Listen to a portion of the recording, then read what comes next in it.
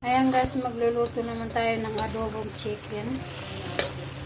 Ayan, so siyempre nilagay ko ng mga ingredients dyan guys. So lagyan ko ng chili para may sipa ba. Diba? Para mahanghang. Ayan guys, hintayin na natin mawawala yung kaning tubig. Saka natin tanggalin sa kawali. Ayan guys, dahil ganito na yung ating adobo, tanggalin na natin kasi wala na siya masyadong tubig. Mantika na lang yan naiwan dyan. So, yummy ang ating adobo for today's video. Pero magpakulo muna ako ng itlog kasi ilalagay ko dito. Sarap kasi pag may itlog. O, diba? Ayan. Tanggalin ko na dito. Kasi mag-boil na ako ng itlog.